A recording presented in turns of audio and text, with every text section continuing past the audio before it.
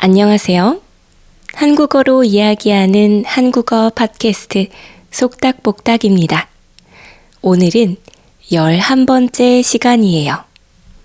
여러분, 한 주 동안 잘 지내셨나요? 오늘은 계엄령에 대해 이야기해 볼 거예요. 뉴스를 보고 궁금한 사람들이 많았을 거예요. 계엄령이 무엇일까요? 지난주 한국에서 큰일이 있었어요. 12월 3일 화요일 밤, 갑자기 계엄령이 선포되었어요. 저도 처음에 이게 진짜야? 하고 놀랐어요. 민주주의가 발달한 한국에 계엄령이라니요. 다행히 이 소식을 들은 사람들이 빨리 국회에 모였어요. 국회는 나라의 법과 정책을 결정하는 곳이에요. 거기에 있는 국회의원들은 국민들을 대신해서 나라 일을 해요. 이 국회의원들이 계엄령을 풀어달라 라고 요청했어요. 그래서 대통령은 그날 새벽에 계엄령을 해제했어요. 계엄령이란 무엇일까요? 계엄령이란 큰 사건이 일어났을 때 군인들이 경찰의 일을 대신하는 특별한 법이에요. 더 자세하게 말해 볼게요. 첫째, 군대가 경찰이 되어 군인들이 거리에서 순찰하고 사람들을 체포할 수 있어요. 둘째, 말할 자유가 줄어들어요. 사람들이 시위를 할 수 없고 신문과 방송도 정부의 허락을 받아야 뉴스를 낼 수 있어요. 셋째, 자유롭게 돌아다니기 어려워요. 밤에 돌아다니면 군인들이 체포할 수도 있어요. 계엄령은 왜 만들었을까요? 계엄령은 원래 국민들을 보호하기 위해 만든 법이에요. 예를 들어서 북한이 남한을 공격했을 때를 상상해 보세요. 그럴 때는 군인들이 시민들을 지켜야 해요. 하지만 한국에서는 이 법이 나쁘게 많이 사용되었어요. 정부가 자기 마음대로 나라를 다스리기 위해 계엄령을 사용했어요.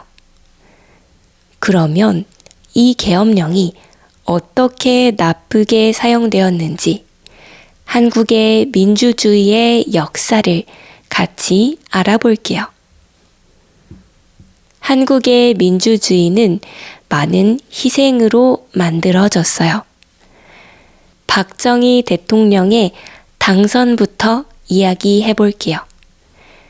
박정희는 군인이었어요. 쿠데타를 일으켜서 대통령이 되었어요. 그는 법을 바꿔서 오래 대통령을 했어요.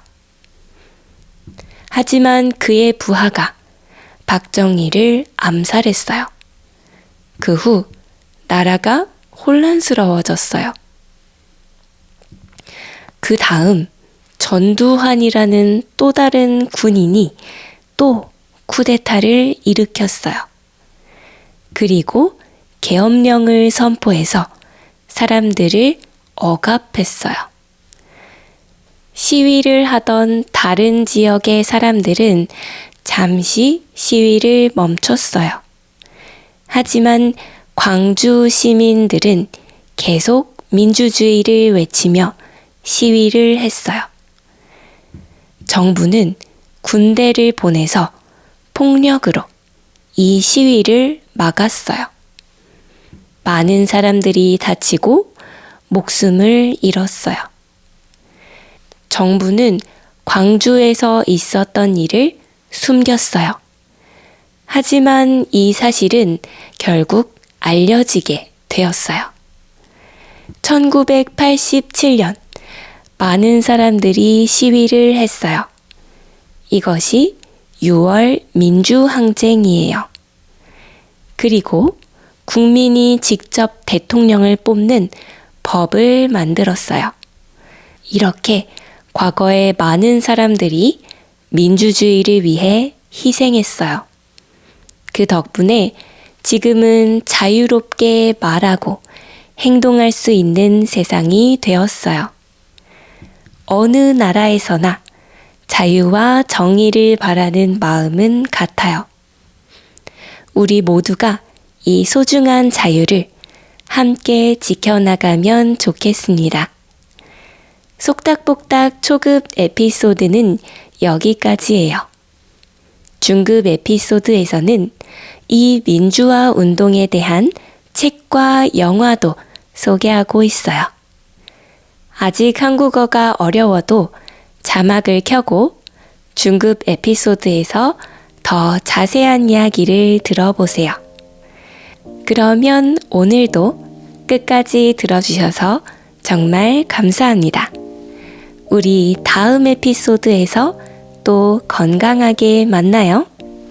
안녕!